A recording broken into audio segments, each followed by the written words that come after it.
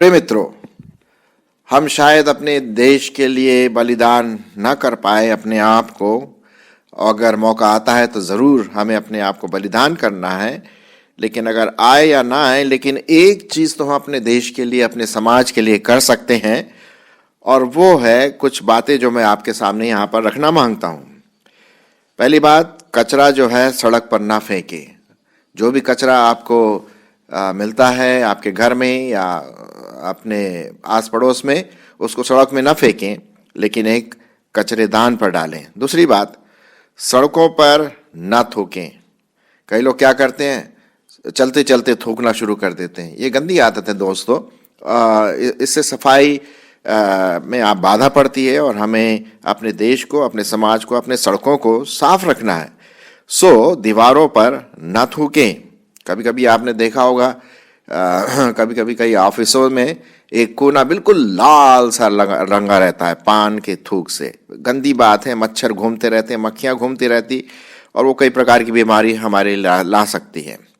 फिर नोटों पर और दीवारों पर ना लिखें। कई लोग क्या करते हैं, नोट पर कुछ अपना मैसेज लिख देते हैं या दीवारों पर। ये गंदा है। हमारे देश में बहुत सारे लोग आते हैं, टूरिस्ट आते हैं बाहर से। वो अगर देखेंगे तो ये क्या सोचेंगे हमारे देश के बारे में।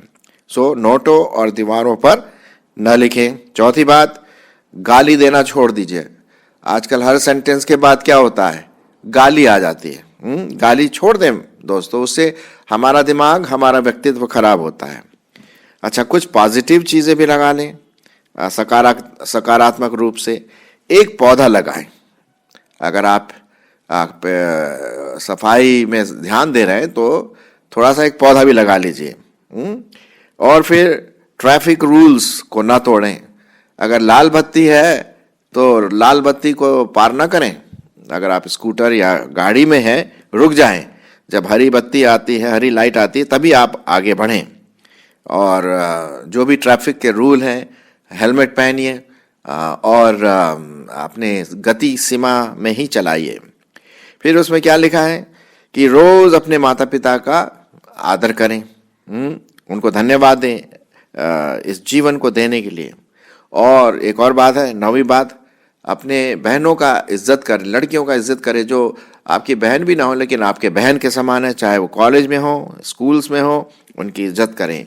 और 10वीं बात, जब भी एम्बुलेंस की आवाज़ आपको सुनाई पड़ती है, पीछे से आप जान रहे हैं कि एम्बुलेंस आ रही है, और उसकी आवाज़ जो एक प्रकार की जो आवाज़ आती है सायरन, उसको जब आप सुनते हैं तो एकदम से बाएं हो जाए ताकि एम्बुलेंस को आगे जाने में सहायता मिले। इससे क्या होगा कि जो पेशेंट है अंदर, वो हो सकता है इमरजेंसी केस हो, और अगर हम उन बातों को ना माने तो शायद उसकी रास्ते में मौत हो सकती है। तो जितना हो सके ये काम हम करें। देश को तो हम कुछ दे नहीं पाए, अगर दे सकते हैं तो ये ज़रूर दें। अपने आप को बदलें और इन बातों को ध्यान में रखें। ये तो बात हुई मेरे दोस्तों हमारे समाज को बदलने के लिए, हमारे देश को बदलने के लिए थोड़ी सी बात हम कर सकते हैं। लेकिन अब आइए अपने बारे में भी सोचें, अपने व्यक्तित्व के बारे में सोचें। उसको भी बहुत कुछ बदलने की ज़रूरत है।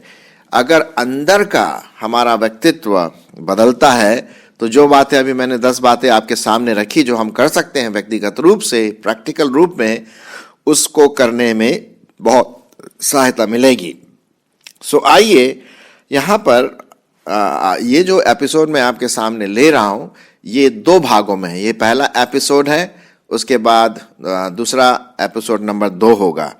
तो इसका जो टाइटल या टॉपिक अगर हम लें कि सांसारिक जो स्वभाव से निकल करके स्वर्गीय स्वभाव की ओर बढ़ें, आत्मिक स्वभाव की ओर बढ़ें।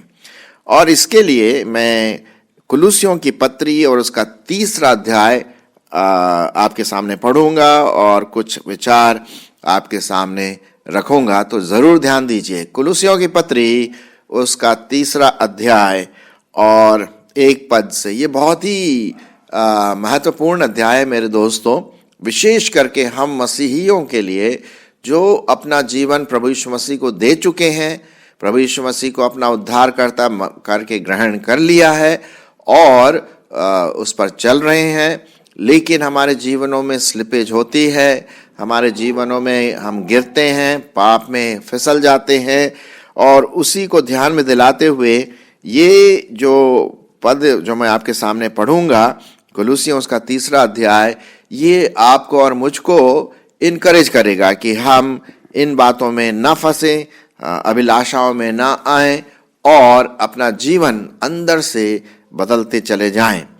सो आइए मैं पहले तो आपके लिए कुछ पदों को पढ़ लूं, फिर उसके बाद हम एक एक करके आगे बढ़ेंगे। मैं पढ़ रहा हूं कुलुसियों की पत्री उसका 3 अध्याय पहले पद से। सो जब तुम मसीह के साथ जिलाए गए तो स्वर्गीय वस्तुओं की खोज में रहो, जहां मसीह वर्तमान है और परमेश्वर के दाहिनी ओर बैठा हुआ है। पृथ्वी पर की नहीं परंतु स्वर्गीय वस्तुओं पर ध्यान लगाओ, क्योंकि तुम तो मर गए और तुम्हारा जीवन मसीह के साथ परमेश्वर में छिपा हुआ है। जब मसीह जो हमारा जीवन है प्रकट होगा, तब तुम भी उसके साथ महिमा सहित प्रकट किए जाओगे। इसलिए अपने उन अंगों को मार डालो जो पृथ्वी पर है, अर्थात व्यभिचार, अशुद्धता, दुष्कामना, बुरी लालसा, लोभ को जो मूर्ति पूजा के बराबर है। इन्हीं के कारण परमेश्वर का प्रकोप आज्ञा न मानने वालों पर पड़ता है। और तुम भी जब इन बुराइयों में जीवन बिताते थे तो इन्हीं के अनुसार चलते थे। पर अब तुम भी इन सब को अर्थात क्रोध, रोष, बैरभाव, निंदा और मुंह से गालियां बकना, ये सब बातें छोड़ दो।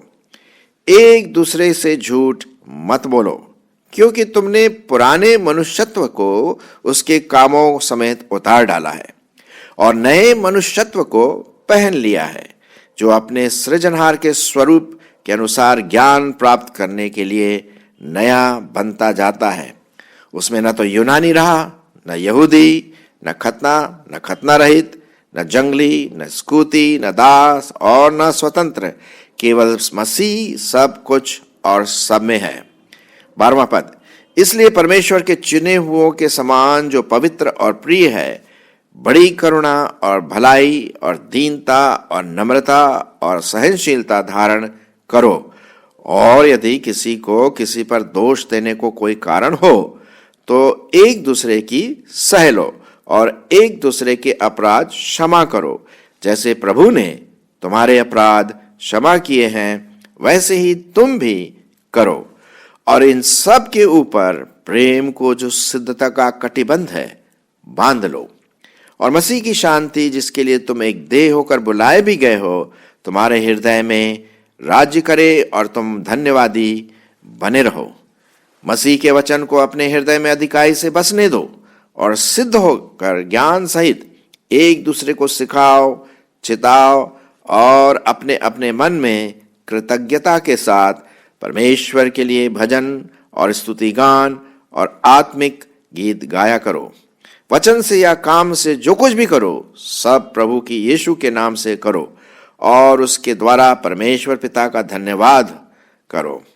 तो ये हम यहाँ तक पढ़ते हैं। उसके बाद 18वां पद से हम देखते हैं पत्नियों के बारे में है, 19 पद में पतियों के बारे में है, 20 पद में बच्चों वालों के बारे में है, 21 पद में पिताओं के बारे में है, 22 पद में सेवकों के बारे में है और कई बातें यहाँ पर हम पढ़ते हैं। सो आइए, ये बहुत ही एक अच्छा अध्याय है और जब मैं आपके सामने ये पढ़ रहा था, ज़रूर है आपको आशीष मिला होगा, क्योंकि परमेश्वर का वचन जब हम पढ़ते हैं पूरी गहराई के साथ, पूरे गहन मन के साथ, पूरे मनसा के साथ, पूरे कंसंट्रेशन के साथ, मनन के साथ, तो परमेश्वर का वचन हमारे जीवनों में, हमारे विवेक में काम करता रहता है। सो आइए हम देखें कि तुम जो मसीह के साथ जिलाए गए हो तो स्वर्गीय वस्तुओं की खोज में रहो, जहां मसीह वर्तमान है और परमेश्वर के दाहिने ओर बैठा है, पृथ्वी पर की नहीं परंतु स्वर्गीय वस्तुओं पर ध्यान लगाओ। यहाँ पर पौलुस प्रेरित बताता है हम विश्वासियों के लिए कि जब हम प्रभु यीशु मसीह पर विश्वास लाते हैं, अपना जीवन प्रभु यीशु मसीह को देते हैं और उसी की आराधना सेवा करते हैं, तो आपका मेरा ये कर्तव्य होता है कि हम इस संसार की वस्तुओं पर ध्यान न लगाएं। अब इस संसार की वस्तुओं में ध्यान लगाना क्या है? संसारिक चीजें, और जिसके बारे में पहला यूहन्ना उसका 2 अध्याय 16 पद में लिखा हुआ है, इस संसार के समान और उसकी अभिलाषाओं से हमें भागना है। इस संसार की वस्तुएं क्या है? आंखों की अभिलाषा, शरीर की अभिलाषा और जीविका का घमंड। ये जो है ये संसार की ओर से इस पृथ्वी का है। और जब हम प्रभु यीशु मसीह को ग्रहण करते हैं तो हम यीशु मसीह में जिलाए गए हैं। हमारा पुराना मनुष्यत्व क्या हो गया है? मर गया है। यहाँ लिखा हुआ ना, सो जब तुम मसीह के साथ जिलाए गए हो तो स्वर्गीय वस्तुओं की खोज में रहो जहां मसीह वर्तमान है और परमेश्वर के दाहिनी ओर जा बैठा है। तो हम देखते हैं प्रियो कि हम अपने जीवन में, अपने मसीह जीवन में जितना भी जीवन प्रभु हमें देता है, हम आत्मिक बातों की खोज में रहें, स्वर्गीय बातों की खोज में लगे रहें, प्रभु यीशु मसीह की बातों की खोज में लगे रहें, पवित्र आत्मा को कैसे प्रसन्न करें उसकी खोज में लगे रहें, न कि पृथ्वी की। क्योंकि पृथ्वी की जो बातें हैं, संसार की बातें हैं, क्या है? वो नष्ट हो जाएंगी, थोड़े समय की है, वो जाती रहेंगी। क्योंकि पहला यूहन्ना 2:16-17 में यही लिखा हुआ है कि ये पृथ्वी की संसार की बातें, शरीर की अभिलाषा, आंखों की अभिलाषा, जीविका का घमंड, ये चली जाएंगी, लेकिन जो प्रभु पर बना रहता है वो अनंत काल तक है। इसीलिए आपको और मुझको हमारा जो कंसंट्रेशन है वो प्रभु की ओर होना है ना, जहां प्रभु यीशु मसीह जीवित है हमारे और पवित्र आत्मा के द्वारा हमारे अंदर है। तो हाँ, अगर हम प्रभु यीशु मसीह में जिलाए गए हैं, अर्थात प्रभु यीशु मसीह पर विश्वास करते हैं, तो हमारा आत्मिक जीवन भी पवित्र आत्मा के द्वारा होना है। सही बात है कि नहीं? क्योंकि क्या लिखा हुआ है 3 पद में, क्योंकि तुम तो मर गए और तुम्हारा जीवन मसीह के साथ क्या है? परमेश्वर में छिपा हुआ है। तो हमारा जो पुराना मनुष्यत्व था, पापी जो मनुष्यत्व था, पाप का जो हमारा स्वभाव था, वो प्रभु यीशु मसीह के साथ मर गया जब हम उसको ग्रहण करते हैं। तो अब उस पापी स्वभाव का हम पर अधिकार नहीं होना चाहिए। अब साहब एक बात सुनिए आप, कौन सा कुत्ता मोटा होगा, काला कुत्ता या सफेद? ये वो उस बात पर डिपेंड करता है आप रोटी किसको खिलाते हैं। अगर आप सफेद कुत्ते को रोटी खिलाएंगे तो साहब सफेद कुत्ता मोटा तगड़ा और बढ़िया होगा, और अगर काले कुत्ते को रोटी खिलाएंगे तो साहब काला कुत्ता मोटा तगड़ा होगा।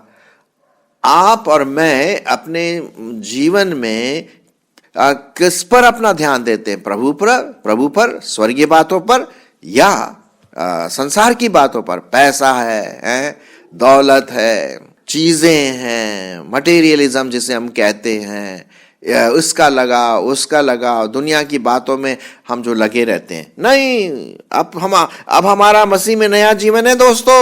हाँ, मसीह में नया जीवन है और हम तो पुराने जीवन में मर गए हैं। इसीलिए जो हमारा जीवन का जो चाल चलन है वो अंदर से बदलता जाए, क्योंकि तुम तो मसीह में मर गए और तुम्हारा जीवन मसीह के साथ परमेश्वर में क्या है? छिपा हुआ है, परमेश्वर के साथ छिपा हुआ है। 4 पद, जब मसीह जो हमारा जीवन है प्रकट होगा तब तुम भी उसके साथ महिमा सहित प्रकट किए जाओगे। जब हम प्रभु यीशु मसीह हमको लेने के लिए आएंगे, द्वितीय आगमन या रैप्चर जिसे कहते हैं, बादलों के साथ जब प्रभु आएंगे तो हम उनके साथ हवा में मिल करके जाएंगे और उसकी स्तुति और महिमा करेंगे। लेकिन साहब जब तक हम इस पृथ्वी में हैं तो परमेश्वर का वचन कहता है अपने अंगों को मार डालो। हमारे अंदर की जो विचारधारा है, मनसा है, और वो लिखा हुआ है 5वां पद में कि इसलिए अपने उन अंगों को मार डालो जो पृथ्वी पर है। ये कौन कौन से अंदर के अंग हैं? मन में व्यभिचार, अशुद्धता, दुष्कामना, बुरी लालसा, लोभ, जो मूर्ति पूजा के बराबर है। लोभ का मतलब लालच, कि यार काश मुझे ये मिल जाए, वो मिल जाए, अगर ये ऐसा होता मेरे लिए। लालच लालच लालच। आजकल आप अगर चले जाइए दुकानों में तो एक से एक चीजें आपको सामने रखी मिलेंगी और बड़ा अच्छा इंटरेस्टिंग दिखता है। अरे काश ये मेरे पास होता, ये नया मोबाइल मेरे पास होता, ये नई चीज जो दिख रही मेरे पास होती, अरे यार वो लड़का या वो लड़की मेरे पास होती। लालच, अभिलाषा। देखिए ये क्या है? ये मूर्ति पूजा के बराबर है। कहने का मतलब जब हम इन पर ध्यान करते हैं तो हम मूर्ति पूजा कर रहे हैं। ये हमारे लिए मूर्ति बन गया। दुष्कामना, व्यभिचार, गलत प्रकार का यौन व्यवहार, ड्रग, ये पीना, शराब पीना, ये तामझाम, ये क्या है? हमारे लिए मूर्ति है, मूर्ति बन जाती है। और साहब आप तो जानते हैं कि परमेश्वर को मूर्ति पूजक बिल्कुल पसंद नहीं है, वो तो मूर्ति के बिल्कुल खिलाफ है। एंड सो ये जो व्यभिचार है, अशुद्धता, दुष्कामना, बुरी लालसा, लोभ, जो मूर्ति पूजा के बराबर है। और इसीलिए इन अंगों को मार डालना है, हमारे विचारों से निकाल डालना है। और लिखा हुआ इन्हीं के कारण परमेश्वर का प्रकोप आज्ञा ना मानने वालों पर पड़ता है।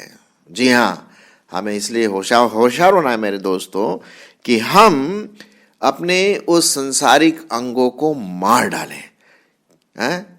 मार डालें। विचार जब भी आते हैं तो हमें बोलना, प्रभु मेरी अगुवाई कर, मेरे मन में जो विचार आ रहा है वो पवित्र आत्मा उसको तू कंट्रोल में ले ले।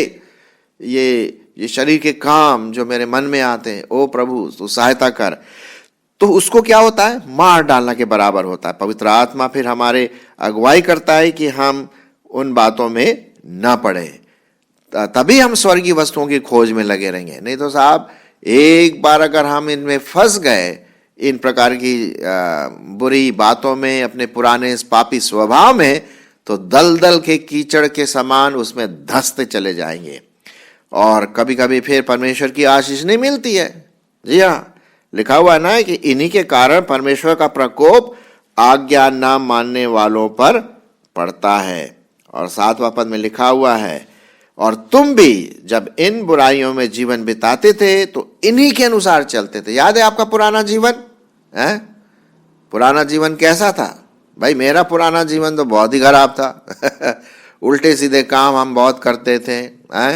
और लेकिन जब से प्रभु यीशु मसीह मेरे जीवन में आया, जीवन बदल गया। अब मैं नहीं बोल रहा हूं कि मैं बिल्कुल सिद्ध हूं, मैं भी पाप में गिर जाता हूं साहब, लेकिन पाप में गिरने के बाद मैं उठता हूं, प्रभु मुझे क्षमा कर, और फिर उसको मैं पवित्र आत्मा के सामर्थ्य से कोशिश करता हूं कि मैं पाप में ना गिरूं। सो मेरे दोस्तों, हम यहाँ पर देखते हैं कि इन्हीं बुराइयों में जीवन बिताते और इन्हीं के कारण क्या चलते थे। पर अब तुम भी इन सब को, अर्थात क्रोध, रोष, बैर भाव, निंदा, मुंह से गाली बकना, ये सब बातें छोड़ दो। कहने का मतलब ये है साहब, अगर हम इनको नहीं छोड़ेंगे, गाली बकना, निंदा करना, बैर भाव, क्रोध, रोष, तो साहब हम पृथ्वी पर अपना ध्यान लगा रहे हैं, संसार की बातों पर ध्यान लगा रहे हैं। और परमेश्वर का वचन क्या कहता है? स्वर्गीय वस्तुओं पर ध्यान लगाओ। तो ये दोनों बातें एक साथ तो हो नहीं सकती। आप और मैं दो नाव में अपने पैर नहीं रख सकते हैं। एक नाव में पैर रखना इधर या उधर। तो पृथ्वी की बातों पर भी थोड़ा मन लगा लें और थोड़ा सा परमेश्वर को खुश करने के लिए भी कुछ पढ़ लें या दान दे दें। ना ना ना ना ना ना ना ना ना, ऐसा नहीं होने का। आप जब प्रभु यीशु मसीह में जिलाए गए हैं तो प्रभु यीशु मसीह के बातों पर ध्यान दीजिए, स्वर्गीय बातों पर। ये क्रोध, रोष, बैर भाव, गाली बकना, मुंह से गाली बकना, ये सब बातें छोड़ दो। और यही बात हम देखते हैं इफिसियों उसका 4 अध्याय 23 और 24 पद में भी लिखा हुआ। मैं आपके लिए पढ़ूंगा। इफिसियों उसका 4 अध्याय 23 और 24 पद। देखते क्या लिखा हुआ वहां पर, मैं आपके लिए पढ़ूंगा। यहां लिखा हुआ, और अपने मन के आत्मिक स्वभाव में नए बनते जाओ, नए बनते जाओ, और नए मनुष्यत्व को पहन लो, जो परमेश्वर के अनुसार सत्य की धार्मिकता और पवित्रता में सृजा गया है। दूसरा कुरिन्थियों 5:17 में क्या लिखा हुआ है? यदि कोई प्रभु यीशु मसीह में बना हुआ है तो वो क्या है? नई सृष्टि है, नया स्वभाव है, स्वर्गीय स्वभाव है, पृथ्वी का स्वभाव नहीं, संसार का स्वभाव नहीं। और यही बात हम देखते हैं मेरे दोस्तों, कुलुस्सियों की पत्री कहता है कि हम स्वर्गीय बातों पर ध्यान लगाएं, न कि संसार की बातों पर, क्योंकि संसार की बातों पर ध्यान लगाना मौत होता है। हम आगे इसको और देखेंगे कि किस प्रकार से हम जो संसार की चीजें हैं उन पर ध्यान न लगाएं, पृथ्वी की चीजों पर, अभिलाषाओं पर। यहां पर लिखा हुआ 9वें पद में, कुलुस्सियों 3 और 9वां पद, एक दूसरे से झूठ बोलना छोड़ दो। कई बार झूठ बोलते हैं ना। अरे कभी कभी क्या होता है कि लोग बोलते, अरे मैं तो मजाक कर रहा था। कभी किसी को काटना छाटना हो ना तो बोल दिया, कुछ ऐसी बात बोल दी जो उसको चोट पहुंची, और फिर यार तूने ऐसा मेरे बारे में बोला। नहीं नहीं नहीं, मैं तो ऐसी मजाक कर रहा था। झूठ बोल रहे हैं, झूठ बोल रहे हैं। चाहे वो सफेद झूठ हो, काला झूठ हो, पीला झूठ है, झूठ तो झूठ है साहब, पाप तो पाप है। चाहे वो थोड़ा सा जहर हो या ज्यादा जहर हो, मारता सबको है। एक दूसरे से झूठ मत बोलो, क्योंकि तुमने पुराने मनुष्यत्व को उसके कामों समेत क्या कर दिया है? उतार दिया है। जी हां, नया मनुष्यत्व। पुराना स्वभाव जाता रहा। यदि कोई मसीह यीशु में है वो नई सृष्टि है, पुरानी बातें चली गई। तो हम स्वर्गीय वस्तुओं की चीजों में खोज में रहे। बाइबल में हम उसके बारे में ज्यादातर दूसरे भाग में हम इसके बारे में देखेंगे कि कैसे हम स्वर्गीय वस्तुओं की खोज में लगे रहेंगे। अभी आज का जो है नकारात्मक चीजों को निकालना है, ताकि हम संसार की बातों को अपने मन में, अपने व्यवहार में न लाएं। 10वां पद यहां पर लिखा हुआ है, कुलुस्सियों उसका 3 अध्याय 10वां पद में क्या लिखा है? और नए मनुष्यत्व को पहन लिया है। मैं 9 और 10 एक साथ पढ़ूंगा। इसलिए एक दूसरे से झूठ बोलना छोड़ दो, क्योंकि तुमने पुराने मनुष्यत्व को उसके कामों समेत उतार डाला है, और नए मनुष्यत्व को पहन लिया है, जो अपने सृजनहार के स्वरूप के अनुसार ज्ञान प्राप्त करने के लिए नया बनता चला जाता है, नया बनता चला जाता है, नया बनता चला जाता है, नया बनता चला जाता है, और प्रभु में वो परिपक्व होता चला जाता है। यदि आपने प्रभु को अपना जीवन दिया है तो ये वचन आपके लिए है कि आपके विचार, आपका व्यवहार, हमारी मानसिकता कहीं संसार की ओर तो नहीं खींच रहा है, पुराने मनुष्यत्व की ओर तो नहीं खींच रहा, पुराने पापी पुरानी आदतों की ओर तो नहीं जा रहा है। जी हां, उसको नहीं करना है। क्यों? क्योंकि हमने नए मनुष्यत्व को पहले, अब वो नया मनुष्यत्व कब पहना? जब आपने प्रभु यीशु मसीह को अपना उद्धारकर्ता करके अंगीकार किया, पवित्र आत्मा के जीवन के लिए अपने जीवन जीने के लिए अपने आप को प्रभु को दे दिया। इसके लिए बहुत जरूरी है मेरे मित्रों कि उस नए मनुष्यत्व को दिखाने के लिए, स्वर्गीय बातों को ध्यान में लाने के लिए पवित्र आत्मा का नियंत्रण आपके और मेरे जीवन में आना है। इसे क्या लिखा हुआ है 5:18 में, इफिसियों 5:18 में, दाखरस से मतवाले ना बनो। क्यों? क्योंकि इससे लुचपन होता है, परंतु पवित्र आत्मा से परिपूर्ण होते जा। परिपूर्ण का मतलब है नियंत्रित होते जा। पवित्र आत्मा का मन मेरे मन में आ जाए। मैं जब ये आपसे बात कर रहा हूं तो मैं अभी प्रार्थना कर रहा हूं मेरे जीवन के लिए भी, कि मैं पवित्र आत्मा के नियंत्रण में काम कर सकूं। मेरे दोस्तों, मेरे भाई बहनों, आप मेरे भाई बहन हैं यदि आप प्रभु यीशु मसीह को अपना जीवन दे दिया है। कहने का मतलब यहां पर यह है कि अपने उन पुरानी बातों को निकाल डालो और नए मनुष्यत्व को पहन करके स्वर्गीय वस्तुओं की खोज में रहो। मैं आपके लिए फिर से पढ़ूंगा 1 से 10 पद, कुलुसियों उसका 3रा अध्याय 1 से 10 पद जरूर ध्यान से सुनिए। सो जब तुम मसीह के साथ जिलाए गए तो स्वर्गीय वस्तुओं की खोज में रहो, जहां मसीह वर्तमान है और परमेश्वर के दाहिनी ओर बैठा है। पृथ्वी पर की नहीं, परंतु स्वर्गीय वस्तुओं पर ध्यान लगाओ, क्योंकि तुम तो मर गए और तुम्हारा जीवन मसीह के साथ परमेश्वर में छिपा हुआ है। जब मसीह जो हमारा जीवन है प्रकट होगा, तब तुम भी उसके साथ महिमा सहित प्रकट किए जाओगे। इसलिए अपने उन अंगों को मार डालो जो पृथ्वी पर है, अर्थात व्यभिचार, अशुद्धता, दुष्कामना, बुरी लालसा और लोभ को, जो मूर्ति पूजा के बराबर है। बहुत खतरनाक बात है साहब ये। इन्हीं के कारण परमेश्वर का प्रकोप आज्ञा न मानने वालों पर पड़ता है। और तुम भी जब इन बुराइयों में जीवन बिताते थे तो इन्हीं के अनुसार चलते थे, पर अब तुम भी इन सब को अर्थात क्रोध, रोष और बैरभाव, निंदा, मुंह से गालियां बकना, ये बातें छोड़ दो। एक दूसरे से झूठ मत बोलो, क्योंकि तुमने पुराने मनुष्यत्व को उसके कामों के समेत उतार डाला है और नए मनुष्यत्व को पहन लिया है, जो अपने सृजनहार के स्वरूप के अनुसार ज्ञान प्राप्त करने के लिए नया बनता चला जाता है। कितना बढ़िया परमेश्वर का वचन यहाँ पर लिखा हुआ है कि अपने सृजनहार परमेश्वर पिता का जो स्वरूप है, पवित्रता का स्वरूप है, जो स्वर्गीय वस्तुओं का एक स्वरूप है, जहाँ परमेश्वर पिता वर्तमान में हैं, हम उसके स्वरूप में बनते चले जाएं। मेरी अपने लिए यही प्रार्थना है और आशा है कि आप भी प्रार्थना सहित इन पर ध्यान देंगे। परमेश्वर हमारी इन बातों में अगुवाई करें।